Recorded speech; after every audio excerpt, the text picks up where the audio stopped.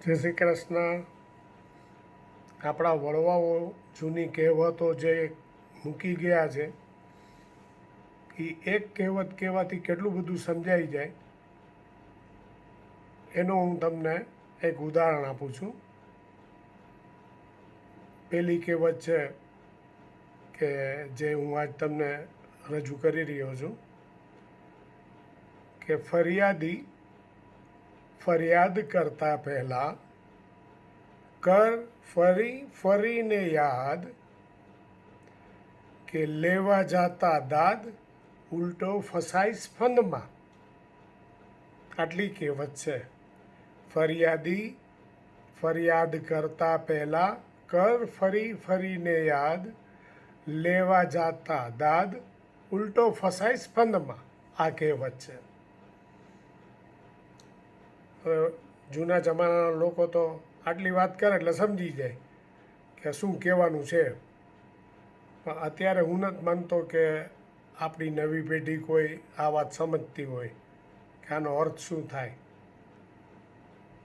તો હું સમજાવું છું તમને કે એમ કહે છે કે ફરિયાદી ફરિયાદ કરતાં પહેલાં કર ફરી ફરીને યાદ. એટલે માનો કે કોઈના ઘરમાં 50,000 રૂપિયાની ચોરી થઈ ગઈ એટલે તરત જ એમ થાય કે ચાલો આપણે પોલીસ ફરિયાદ કરીએ. 50,000 રૂપિયા આપણા ઘરમાંથી ચોરાઈ ગયા છે એટલે એ આ ફરિયાદ લખાવવા જતા પહેલાં ફરી ફરીને યાદ કર ફરી ફરીને યાદ એમ કહે છે કે કર ફરી ફરીને યાદ. એટલે યાદ કરજે તું ફરી ફરીને આ ફરિયાદ લખાવતા પહેલાં.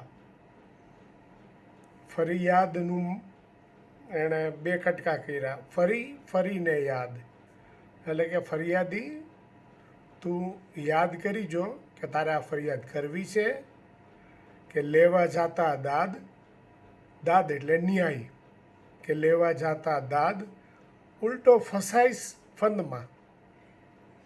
આ ન્યાય લેવા જાતા તું પાછો ઊંધો ફસાઈ જઈશ આમાં ક્યાંક. એટલે તું વિચાર કરીને ફરિયાદ કરજે. એટલે આ વિચાર કરવાનું શું કામ કહે છે કે પછી ફરિયાદ થઈ ગયા પછી કાંઈ ન થાય, પછી તો તમે હેરાન થઈ જાઓ. એટલે માનો કે આ 50,000 રૂપિયાની ચોરી થઈ એના માટે નક્કી કરે કે હા આપણે તો ફરિયાદ કરવી છે.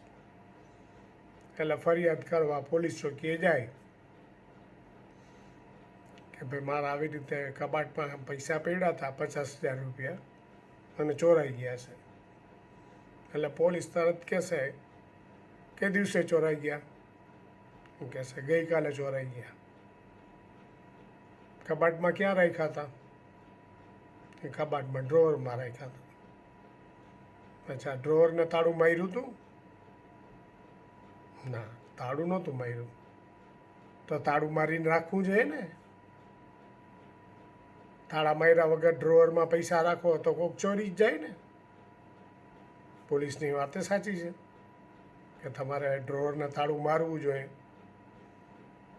એટલે તમારી ફિલ્મ ઉતારવાની શરૂ થઈ જાય પછી.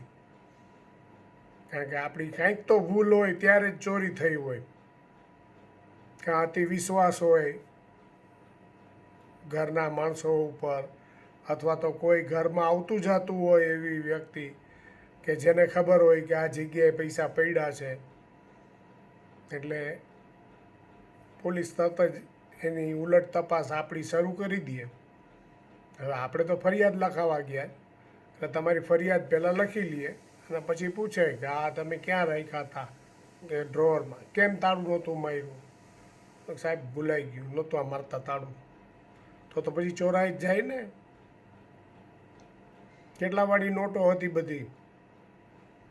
સાહેબ 500 વાળી હતી. કેટલી નોટ હતી? સાહેબ 100 હતી. એટલે 50,000 રૂપિયા થાય. હા હા. તમે કેટલા જણા રહ્યો છો ઘરમાં? સાહેબ અમે 4 છીએ. હું, મારી પત્ની ને મારા 2 છોકરા. અચ્છા, તો તમારા કામવાળા કેટલા છે? સાહેબ 2 ને 3 છે. એટલે 3 કે 2? સાહેબ 2 પરમેનન્ટ છે ને એક ક્યારેક ક્યારેક આવે જાય. એ ત્રણેયના નામ લખાવો અને સરનામા લખાવો. એટલે તમે બધાનું નામ સરનામા લખાવો. પછી પોલીસ તમને પૂછે કે કંઈ તમને સટ્ટો રમવાની આદત છે? જુગાર રમવાની આદત છે તમને? ના સાહેબ, મને એવી કોઈ આદત નથી. સાહેબ, આમાં મારો સટ્ટો જુગાર રમવાની ક્યાં વાત આવી? મારી અહીંયા ચોરી થઈ છે. અરે ભાઈ, અમારે બધું પૂછવું પડે.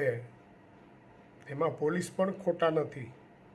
કારણ કે ઘણીવાર એવું બનતું હોય કે ઘરનો મુખિયો જે હોય, ઘરધણી, એને આવી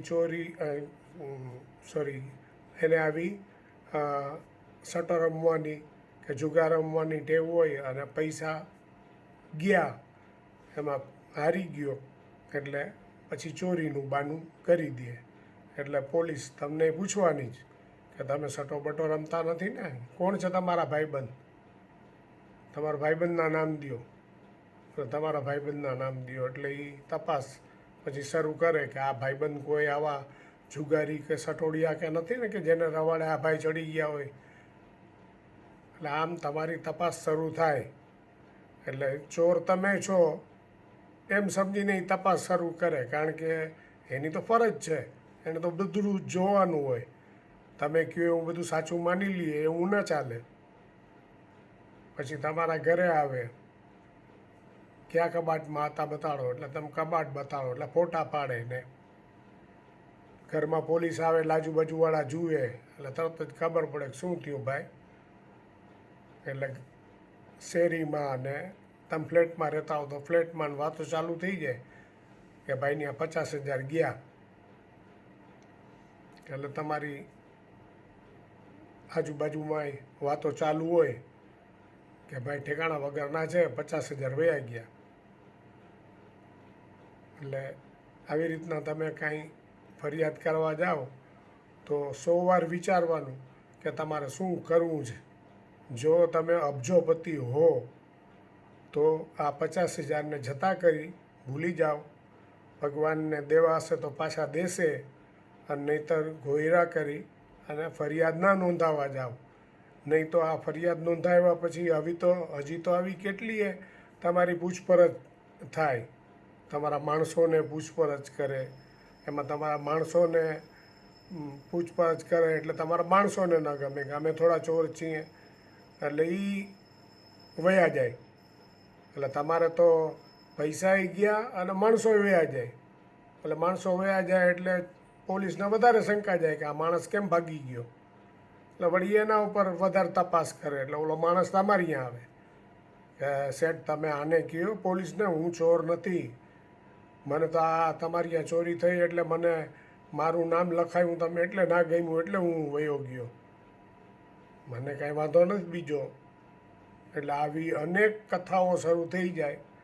એટલે આ કહેવત છે કે ફરિયાદી ફરિયાદ કરતાં પહેલાં કર ફરી ફરીને યાદ, લેવા જાતા દાદ, ઉલટો ફસાઈશ ફંદમાં. એટલે તમે તમારો કામ ધંધો છોડી અને જ્યારે પોલીસ આવે ત્યારે તમારે ઘરે હાજર રહેવું પડે, અથવા તો તમને પોલીસ સ્ટેશન બોલાવે કોઈ કારણોસર તો પોલીસ સ્ટેશન જવું પડે. આ તો હજી તમે હો એટલે તમે જેન્ટ્સ હો એટલે તમે પોલીસ સ્ટેશને જઈ શકો. પણ કોઈ ઘરમાં માનો કે જેન્ટ્સ ના હોય અને ઘરના મુખિયા તરીકે કોઈ સ્ત્રી કામ કરતી હોય તો એ સ્ત્રીને જવું પડે પોલીસ ચોકીએ કે ભાઈ આ બોલાવે જ પોલીસ તમારા કેસના સંદર્ભમાં, તો જવું પડે. એટલે આ કહેવત છે કે ફરિયાદી ફરિયાદ કરતાં પહેલાં કર ફરી ફરીને યાદ, લેવા જાતા દાદ, ઉલટો ફસાઈશ ફંદમાં. નમસ્તે, જય શ્રી કૃષ્ણ. આવતે વખતે બીજી કહેવત આપને સમજાવીશ. જય શ્રી કૃષ્ણ.